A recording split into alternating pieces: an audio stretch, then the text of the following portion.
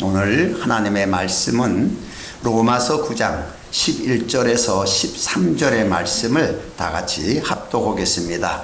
그 자식들이 아직 나기도 아니하고 무슨 선이나 악을 행하지 아니한 때에 택하심을 따라 되는 하나님의 뜻이 행위로 말미암지 않고 오직 부르시는 이에로게로 말미암아 서게 하려 하사 리브가에게 이르시되 큰 자가 어린 자를 섬기리라 하셨나니 기록된 바 내가 야곱은 사랑하고 에서는 미워하였다 하심과 같으니라. 아멘.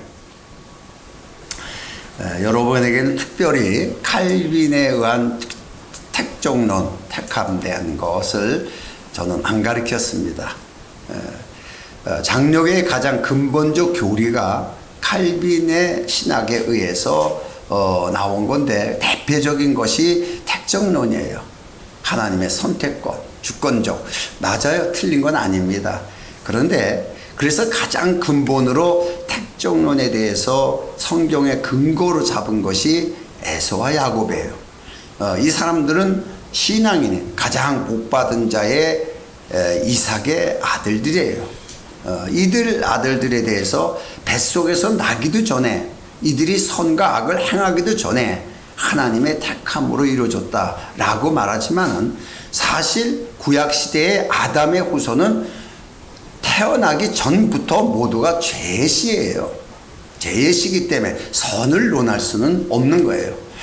그런데 실제 이 말을 왜 했나 그러면서 에서와 야곱에 대한 것을 이렇게 사도 바울이라는 사람을 통해서 로마서에 하나님께서 기록을 하셨어요. 그러면은 우리가 잘 알죠. 에서 야곱은 창세기에 수도 없이 많이 나오기 때문에 우리가 거의 여러분의 머릿속에 남아있게 되어 있습니다. 그래서 이것을 신앙인과 불신앙자 또는 신앙을 생활을 해도 선택받은 자와 선택받지 못한 자 이렇게 구분하고 있는데 이것은 굉장히 위험한 해석이에요. 왜냐? 만약에 내가 열심히 신앙생활을 했어도 선택받지 못했으면은 그러면 구원 못 받는다는 이 구원론에 대해서 가장 큰 오류를 범하는 것이 이 선택론이에요. 그래서 지금은 많은 사람들이 절대 선택론으로 보지 않고 이제 구분적으로 이것을 보고 있어요. 그러나 하나님의 선택론은 맞아요. 모든 것이 하나님에 의해서 이루어지기 때문에 그건 맞는 거예요. 그러나 이 성경에서 또 하나의 말씀을 보면은 로마서 3장 22절의 말씀을 보면은 곧 예수 그리스도를 믿음으로 말미암아 모든 믿는 자에게 미치는 하나님의 의인이 차별이 없느니라.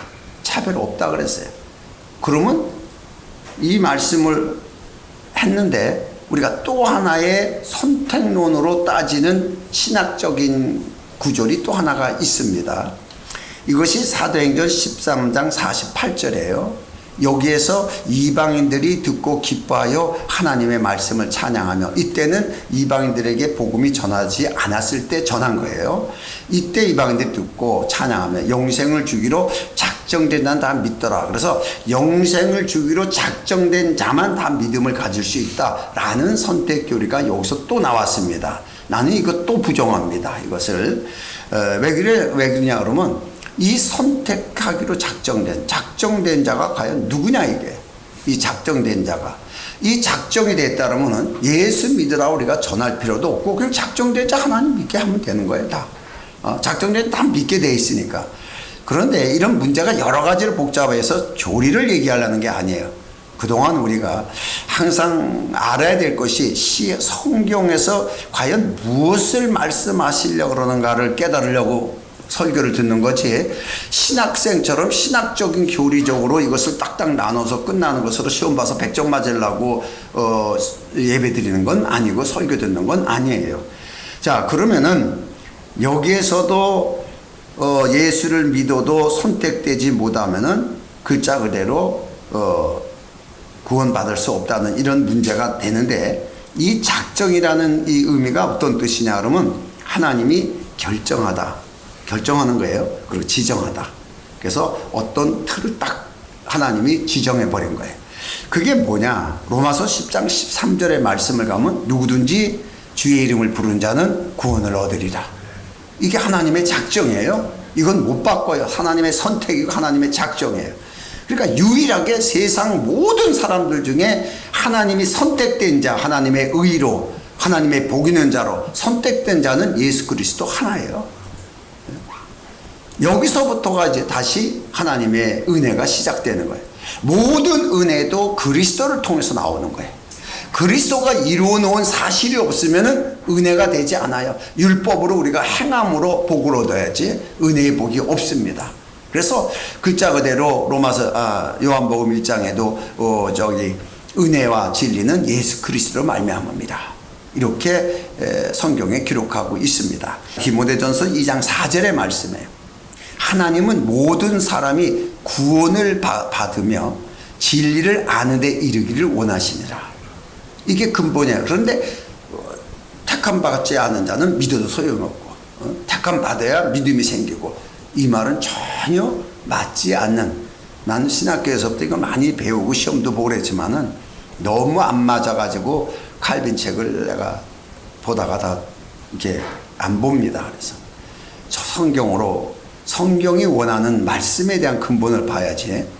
그래서 여러분들에게는 그런 것을 많이 안 배워서 어쩌면 다행스럽게 생각을 합니다. 그러나 오늘 말씀의 주제로 하나님께서 모두가 구원을 받기 원하는 이 마음이 원해서 하나님이 하신 일이 뭐냐, 바로 디도서 2장 12절에 딱 하면은 여기에서 하나님의 은혜로 이 모든 사람이 구원받기를 원하는 것이 하나님의 은혜라는 뜻이에요.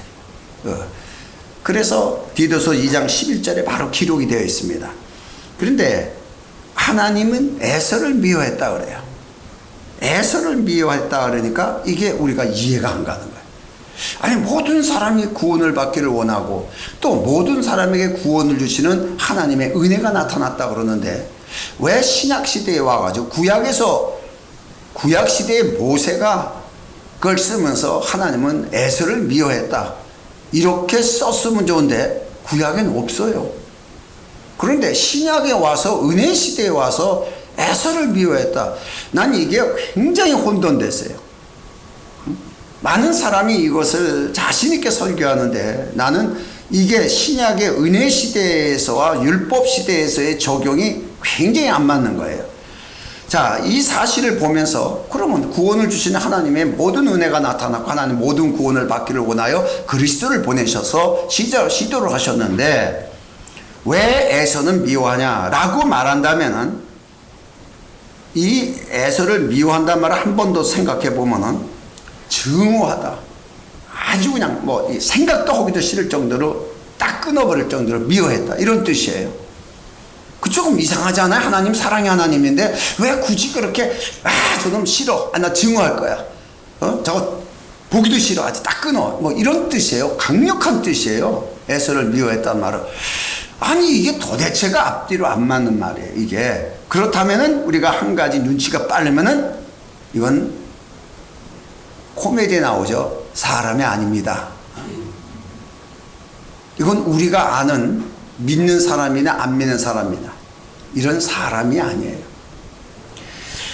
바로 우리가 다시 한번 보면은 이건 일반적인 사람에서는 일반적인 사람을 얘기하는 것이 아니란 뜻이에요. 그러면은 다시 한번 찾아보면 에서와 야곱에 대해서 우리는 또 다시 한번 창세기로 들어가야 됩니다. 창세기 25장 27절의 말씀을 보면 이 아이들이 장성함에 에서는 익숙한 사냥꾼인 거로 들사람이 되고 야곱은 종용한 사람인 거로 장막에 거하니 라고 이 두 사람의 생활에 대해서 기록을 하고 있습니다. 자, 여기서 에서는 사냥꾼으로 들사람이라 하는데 이 들사람이란 뜻이 뭐냐면 두 가지 견해가 있어요. 하나는 본농에 사는 사람 이런 뜻이고, 이 성경적 의미는 땅을 위해 사는 사람이에요. 이 들사람이라는 뜻이 땅을 위해 사는 사람. 그러니까 땅을 위해서 사는 사람 중에 하나가 나온 것이 가인이었어요. 가인이라는 사람이 농사짓는 자였더라 그러는데 이 농사라는 말 뜻이 땅을 섬기는 자라는 뜻이에요. 그래서 여기서 또 나와요. 땅과 거의 다 연결이 돼요. 자, 이래서 이 에서는 사냥꾼으로서 땅을 위해 사는 사람이었다라고 성경을 풀어보니까 나와요. 그래서 이 사람은 모든 일을 스스로 처리할 수 있는 능력이 있어요. 사냥을 한다는 건 스스로 도구를 사용해 가지고 스스로 어떤 일을 누구한테 도움이 필요 없이 스스로 능력을 갖춘 자를 상징하고 있습니다. 사람들은 대부분 연약한 야곱보다는 사실 이 강력한 에서와 같은 사람들을 좋아해요. 주위에도 에서와 같은 일꾼들이 다 많아가지고 가서 올 적마다 사냥해가지고 교회 올 적마다 양 몇 마리씩 들고 오고 뭐 얼마나 좋을 거예요. 신기해요. 그런데 하나님은 왜 이 사람을 안 좋아했을까? 자, 이것은 뭐 다시 말해서 에서를 하나님이 싫어한 것은 본능적 사람이기 때문에 본능에 의한 사람. 본능에 의한 사람은 땅을 초월할 수가 없어요. 땅을 위한 산 사람. 자, 이렇게 봐요. 그러면 사냥꾼이라는 것을 보면은 창세기 10장 8절 이하의 말씀을 보면 태초의 사냥꾼이 처음 시조가 나옵니다. 사냥꾼의 시조. 구스가 니므론을 낳았으니 그는 세상에 처음 영골이라. 그가 여호와 앞에서 특이한 사냥꾼이 되었으므로 속담에 이르기를 아무는 여호와 앞에 니므론과 같은 특이한 사냥꾼이로다. 그래서 여호와 앞에 사냥꾼으로서 인정받은 니므론인데 왜 똑같은 사냥꾼으로서 에서는 왜 아버지한테도 인정을 못 받고 왜 하나님 앞에도 인정을 못 받았을까? 자, 이것을 알 수가 있어요. 왜 그러냐라고 보면은 이 창세기 10장 6절의 말씀을 보면은 함의 아들은 구스와 미스라임이요 붓과 가나안이요 그래요. 이 구스의 아들이에요. 가나안의 족속들이에요. 이걸 통해서 가나안 족속들은 힘을 가지고 그 거인들이요 장대한 거인들이 스스로 모든 걸 개척해서 만들어서 스스로 자기 장대한 나라를 세운 자들이에요. 자, 함은 하나님 앞에 저주받은 아들이에요. 노아의 세 아들 중에 저주받은 씨예요. 이들은 땅을 위해서 살다가 누군가를 위해서 그 땅을 다 주고 다 가는 거예요. 그러니까 평생에 세상 사람들은 땅을 위해서 열심히 살다가 다 놓고 다 가는 거예요. 자, 이런 것을 다시 한번 볼 수가 있습니다. 자, 그래서 오늘날 이 힘을 믿고 사는 존재들을 보고 성경은 육신에 속한 자라 이렇게 평가를 하고 있어요. 이들은 그렇다고 무조건 무식한 게 아니에요. 이들은 논리적으로 정확합니다. 함이 그랬듯이 창세기 9장 22절의 말씀을 보면은 가나안의 아비 함이 그 아비의 하체를 보고 자기 아버지 그 노아의 벌거벗은 모습을 본 거야. 술 취해서 이제 벌거벗어 있으니까 이걸 보고 밖에 나가서 두 형제에게 고하매 그래요. 이 고한다는 것은 자세히 설명하더라 이 뜻이에요. 그러니까 다 까불리는 거야. 남의 수치 이건 잘 됐고 뭘 됐고. 그래서 논리적으로 정확한 사람이에요. 원칙적인 사람의 생각으로 선과 악을 구별하는 사람이고 원칙적인 걸 정확한 사람이에요. 아버지로서 저런 모습이 추태를 보이면 되냐 아버지가 이런 건 아니다 라고까지 이 원칙론을 가지면 위아래가 없이 질서가 어긋난 사람 중에 하나가 바로 함이고 이 자손들이에요. 이걸 성경은 자세하게 지적을 하고 있습니다. 이런 모습을 보면서 그들이 좋아하는 습관을 쫓아 그들이 좋아하는 습성을 쫓아 육신의 법에 속해서 사냥꾼이 된 에서를 하나님이 사랑할 수가 없다는 거예요. 창세기 25장 23절의 말씀에서 근거해서 보면은 이 에서와 야곱은 누구냐 그러면은 안 믿는 사람도 아니고 누구냐 그러면 우리 속에 있는 두 인격이에요. 다시 말해서 리브가 안에 두 민족이 들어있다 그래요. 두 민족이. 두 인격체예요. 그래서 이것은 우리 속에 있는 겉사람과 속사람을 상징해요. 우리 안에 있는 겉사람과 속사람을 이렇게 말하고 있는 거예요. 그래서 창세기 32장 23절에 가서 야복강상에서 이제 야곱의 사건이 나옵니다.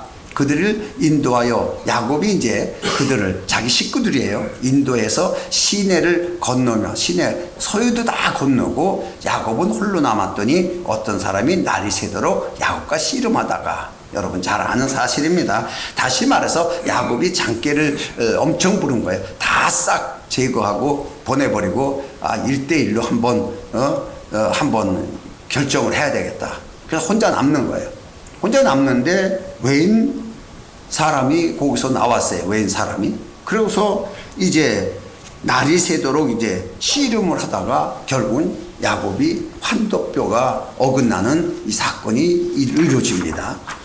자, 그런데 창세기 32장 25절의 말씀을 보면은 그 사람이 자기가 야곱을 이기지 못함을 보고 야곱의 환도뼈를 치매 야곱의 환도뼈가 그 사람과 씨름할 때 위골되었더라 라고 기록하고 있고, 호세아서 12장 3절의 이하의 말씀을 보면 야곱은 태에서 형의 뒷발꿈치를 잡았고 또 작년에 하나님과 힘을 거르되 천사와 힘을 겨루어 이기고 울며 그에게 간구하였으며 하나님은 베들에서 저를 만나셨고 이렇게 기록하고 있어요. 그러니까 이걸 직역해 보면 다시 창세기 거하고 맞춰 보면은 야곱이 어떡하냐 그러면은 이 천사와 복을 얻기 위해서 씨름을 하는데 천사가 이기지 못함을 보고 야곱의 환도뼈를 쳐버려서 위골이 됩니다.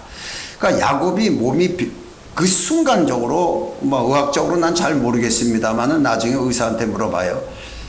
내가 이렇게 멀쩡히 있었다 갑자기 환도뼈이 위골이 되면 어떻게 돼요?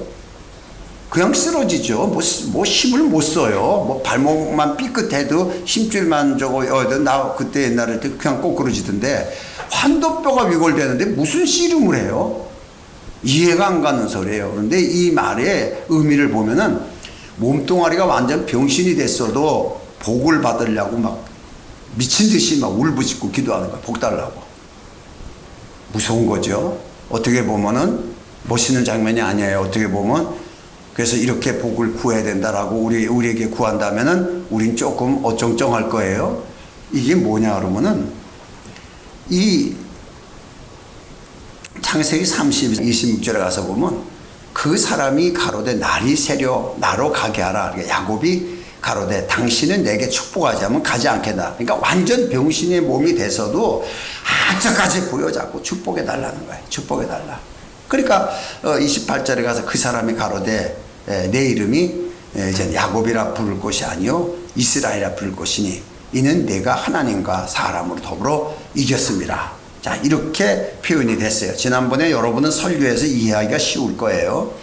자, 이렇게 말씀을 했어요. 그래서 이 말이 굉장히 어려운 말 중에 하나예요. 이것을 이스라엘아 내가 하나님과 사람으로 더불어 이겼다라고 말하니까 이제 두 가지 견해가 가장 핵심적인 견해를 보는 것이 인간의 자아로 쳐가지고 이 속사람은 하나님 앞에 겸손하지만은 야곱처럼 이 겉사람은 하나님까지도 이기려고 하는 인간의 자아다라고까지 거의 비슷하게 봤어요. 거기까지 보는 사람이 있어요. 이게 성경 깊이 본 사람의 이야기입니다. 그런데 또 하나의 우리가 일반적으로 우리 대한민국의 성경을 많이 보급된 성경 중에 하나가 킹 제임스 버전이에요. 거기 흠정력이 있어요. 흠정력이 아닌 게 있고 흠정력이 있고 또 킹 제임스 버전이 세 가지가 있어요. 이것도 여기에서 보면은 그가 이르되 내 이름을 다시는 야곱이라 하지 아니하고 이스라엘이라 하리니 이는 내가 여기서 중요한 거예요. 내가 통치자로서 하나님을 견주고 사람들과 견줄 능력이 있어 이겼기 때문이다. 이것도 해석이 굉장히 위험한 해석이죠. 하나님을 견줘서 이겼다는 얘기는 이건 참 해석하기 좀 어렵고, 사람을 이겼다는 얘기는 뭐 가능성이 있어요. 하나님을 견주다 이건 참 위험한 말을 이제 하게 돼요. 그래서 제가 복음성가 중에서 싫어하는 게 예수 사탄을 이겼네 이 말 굉장히 싫어해요. 그거는 견주는 거예요. 서로 자웅을 겨누듯이 너 한번 싸울 한번 힘주자 씨름하듯이 이렇게 견줘서 예수가 사탄을 이겼다 그러는데 아니요. 그냥 하나님의 권세를 그냥 무릎 꿇게 하고 그의 모든 권위를 박탈시켜버린 거지 무슨 싸워서 견줘서 이겨요. 그러니까 이 성경을 모르니까 이걸 복음성가인지 사단이 좋아하는 건지 세상이 좋아하는 노래인지 막 둘러 제끼면은 하나님 좋아한다고 생각하는 이 엉터리 같은 복음성가가 많이 있어요. 어쨌든 간에 이 사건에서 문제가 되는 것이 야곱이 이렇게 돼서 하나님을 이기고 사람도 이길 정도로 통치자가 됐다. 자, 이렇게 말하는데 이 이스라엘에 대한 이 의미로 이스라엘이라는 게 하나님의 사람, 하나님의 왕자 이런 뜻이에요. 이스라엘이. 이 이스라엘의 실제가 누구냐 그러면 그리스도예요. 그리스도가 하나님을 견준 적이 한 번도 없어요. 오직 하나님의 말씀대로 하나님의 뜻대로 하나님의 말씀이 명령이지 알고 다 지키노라 이렇게 했지 언제 한 번이라도 하나님을 견준 적이 있어요. 전혀 맞지 않는 해석이 여기서 나온 거예요. 자, 그러면은 오늘 하나님과 더불어 이겼다는 거죠. 하나님과 더불어. 내가 하나님과 사람으로 더불어 이겼습니다. 이게 가장 핵심이에요. 성경에서 이 성경 잘 된 거예요. 하나님과 사람으로 더불어 이긴다는 거예요. 더불어. 다시 말해서 하나님이 사람과 함께 하지 않으면은 사람은 절대적으로 코너에서 빠져나올 수 없다는 거예요. 어떤 어려움에서도 빠져나올 수가 없다는 거예요. 어떤 어려움도 해결할 수가 없다는 거예요. 어떤 자아가 여기에 짓눌러 있어도 그것을 이길 수 없다는 얘기예요. 이것이 그러니까 육신의 법을 다스리시는 법은 불가능하다는 얘기예요. 왜? 하나님이 함께 해야지. 그런데 하나님이 함께하지 않더라도 도를 깨우쳐서 인간이 도를 깨우쳐서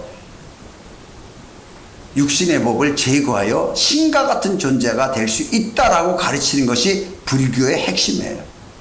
불교의 교리예요. 그러니까 그들은 도가 깨우침이에요. 그들의 도는 뭐예요? 사람이 전해진 도예요. 말씀, 사람이 전해진 말이에요. 교리예요. 우리는 하나님이 하신 말씀이에요. 감히 비교할 수도 없는 거예요. 그러니까 그들은 글자 그대로 사단교예요. 왜냐? 스스로 선악과를 따먹으면 하나님같이 된다. 너도 하나님같이 될 것이다. 네가 도가 깨우치면 하나님같이 된다. 똑같은 교리예요. 너무 놀랍죠.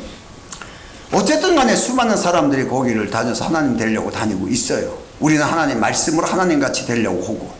자, 이런 과정에서 그러면은 문제가 이제 육체의 법이죠. 육체의 법을 해결해야 돼요, 우리가. 그래서 갈라디아서 5장 17절의 말씀을 보면은 육체의 소용은 성령을 거슬리고, 이게 제일 위험한 말이에요. 자기가 성령을 거슬린다고 생각하는 사람 별로 없어요. 어떤 목사가 나는 성령을 거슬리고 살아 이런 사람이 있어요?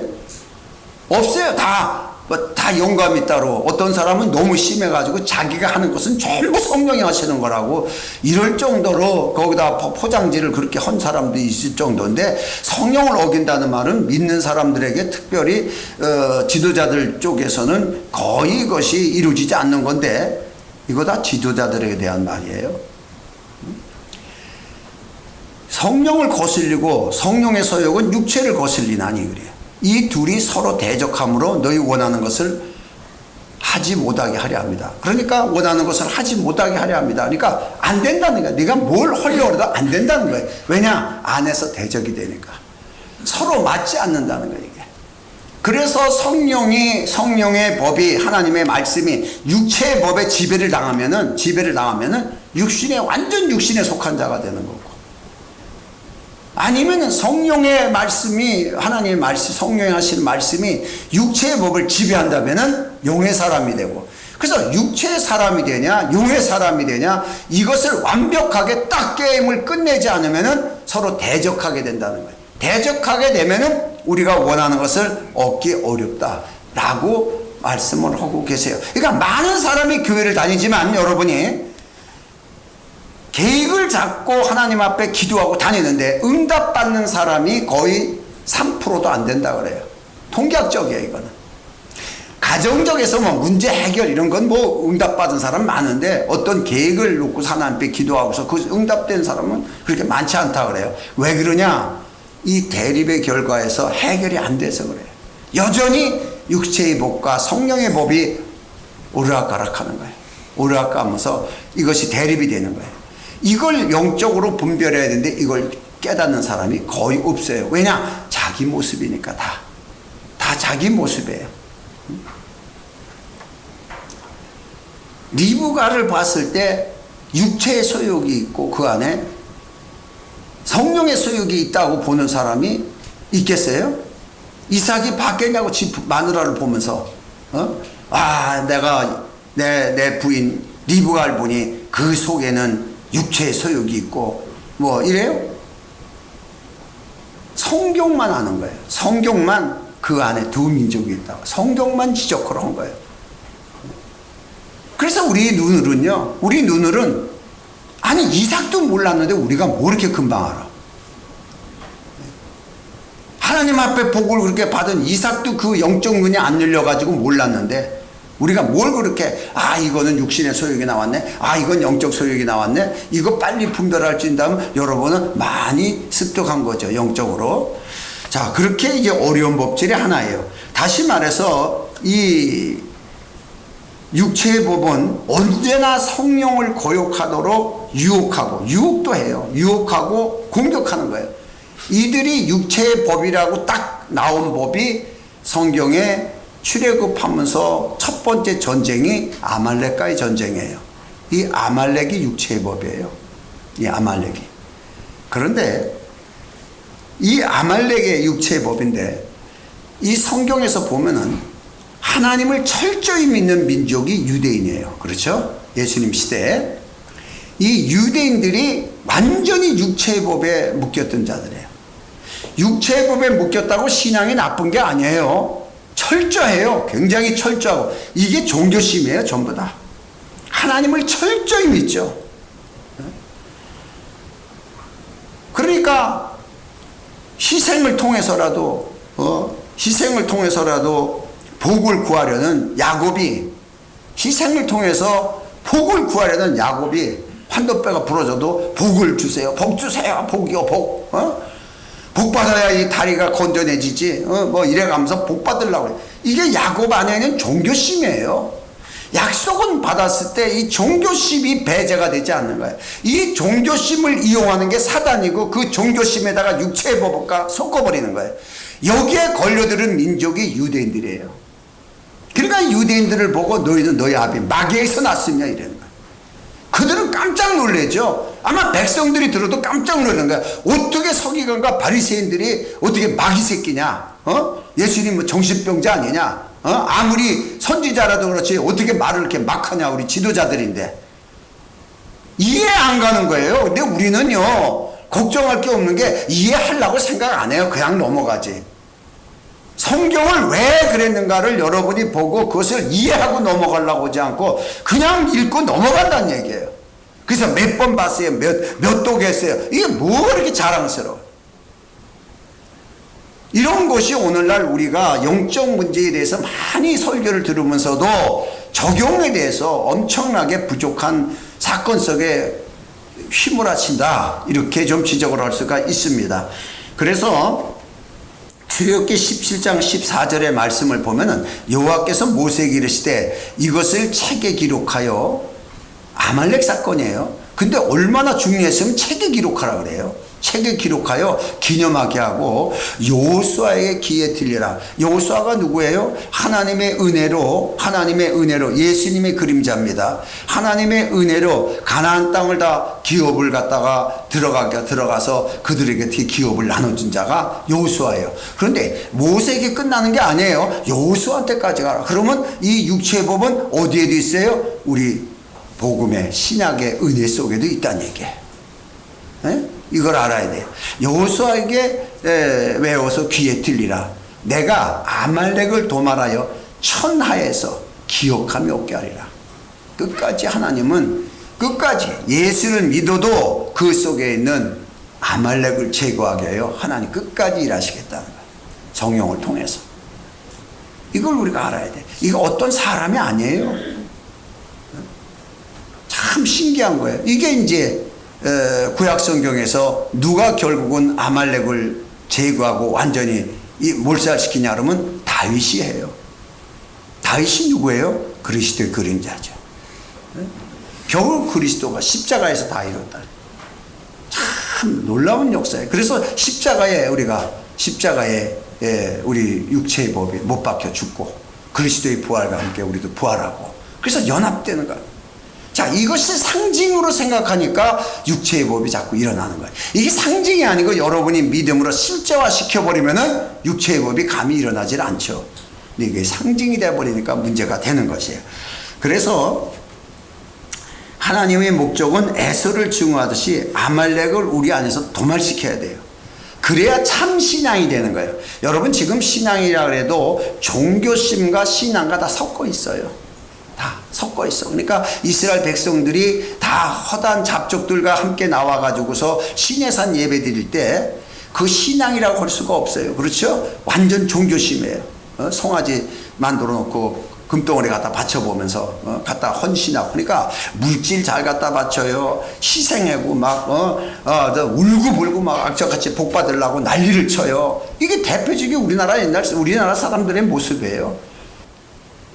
오늘날 뭘로 포장될 거냐, 이거. 사냥꾼으로 포장돼서 물질 많이 갖고 포장될 거냐, 아니면은 하나님 앞에 종용한 사람으로 누군가의 도움을 통해서, 리브가의 도움을 통해서, 예수의 도움을 통해서 하나님 앞에 축복받는 하나님의 이스라엘이 될 것이냐. 바로 이것을 하기 위해서는 중요한 것이 너희 속에 있는 아말렉을 제거하라는 거예요. 이게 우리 기도 제목이에요. 가장 중요한 내 생각이 튀어나오는 것을 하나님 앞에 기도해서 제거해버리는 거예요. 또 인간의 생각이 튀어나오면, 인간의 언어가 필요하면 또 제거해버리는 거예요. 예, 이거 끝까지 도말시키기까지 하나님이 하겠다는 거예요. 이게 제거될수록 응답이 빨라지는 거예요. 그래서 결론적으로 우리는 영적인 것과 물리적인 것에서 먼저 구별할 수 있어야 돼요. 영과 혼과 육을 보존시켜야 될 계명을 내가 받았기 때문에 보존시켜야 되는 거예요. 누가 뭐라고, 사람이 뭐라고 다 괜찮다, 그건 그들의 말이에요. 오죽하면 선악과도 괜찮다 그럴까? 오죽하면. 그들의 말이라니까. 왜 그들의 말에 지배를 받느냐? 지배를 받으니까 선악과를 따먹는 하와가 나타나는 거예요. 세상 말에 지배를 받지 말고 하나님 말씀에 지배받는 여러분 되시기 바랍니다. 구별할 줄 알아라니까. 가장 작은 것서부터 출애굽을 시킨 구원받은 자에게 하나님이 먹고 마시는 것서부터 입는 것까지도 구별시킨 게 레위기장이에요. 레위가 거룩장이에요. 먹는 거 아무것도 아닌 것 같지만 가장 큰 거예요. 우리가 생활에서 그것부터 가리라는 거예요. 그러니까 마귀가 먹는 거 가지고 시험하잖아요. 먹는 거 가지고 난 그거 떡 만들어 먹지, 빨리빨리 먹어야지. 먹는 사람이 하나님의 아들이 먹을 걸 얻어서 먹든지 이렇게 만들어 먹어야지 뭐하고 있냐 라는 식의 말을 해요. 근데 예수님 뭐라 그래요? 아무거나 먹는 게 아니라 먼저 하나님 말씀으로 사는 것이다. 그럼 말씀이 주체가 돼야지. 우리가 먹고 마시는 게 말씀이 주체가 돼야지. 쉽게 생각하면 되는 거예요. 얼마나 많은 사람이 다 괜찮다 그래서 단체로 순댓국집 가가지고서 말해 너무 맛있다고. 나 혼자부터 밥 하나 시켜가지고 먹었는데 잘났다고 먹는 거 아니에요. 누군가가 그것이 잘못됐다고 누군가가 그 속에서 말했냐 이게. 너 그때 그 자리에 있었냐? 그거 아니라고 말할 수 있었냐 이게. 남이 말하든 말든 우리 말이, 하나님의 말씀이 세상이 듣든 말든 우리 말하는 거예요. 세상이 맞고서 이치적으로 맞아서 하나님 말씀을 전하는 게 아니라 이치적으로 안 맞아도 하나님의 말씀이기 때문에 전하는 것이에요. 그거 했느냐는 얘기예요. 나는 그 자리에 있고 싶어요. 언제나 너 그 자리에 있었느냐? 예, 제가 거기 있었으나. 기준이 돼야지. 하나님의 의의라면 거기서 하나님이 원하는 기준이 돼야 누군가가 찔끔이라도 하지.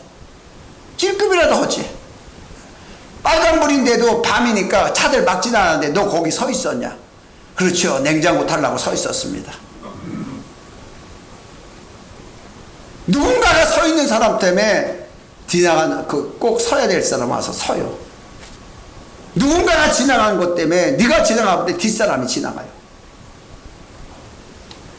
우리가 기독교인들이 하나님의 의로 정하셨다는 걸 알아야 돼. 기준으로. 어디에서도 기준으로. 어디에 모여서도 내가 기준이 돼야 돼. 이런 마음을 가져야 여러분의 육체의 법을 다스릴 수가 있어요. 한순간에 쫓아가요. 그래서 먹는 것도 우리가 하는 것도 좋아해도 육체가 별로 안 좋아지거나 이렇다면 안 하는 게 좋죠. 그래서 성경에 고린도전서 10장 23절의 말씀을 보면은 모든 것이 가하나 모든 것이 유익한 것이 아니요. 그래서 유익하지 않다는 거예요. 모든 것이 가하나 모든 것이 덕을 세우는 것이 아니니. 이렇게 말씀하셨습니다. 오늘 말씀을 통해서 우리가 정말 하나님의 뜻에 따른 믿음의 복 있는 자, 그래서 내 스스로 내 안에 있는 육체의 법을 좋아하는 습성을 미워할 줄 알아야 돼. 이것이 바로 에서를 미워하는 거예요. 기도합니다.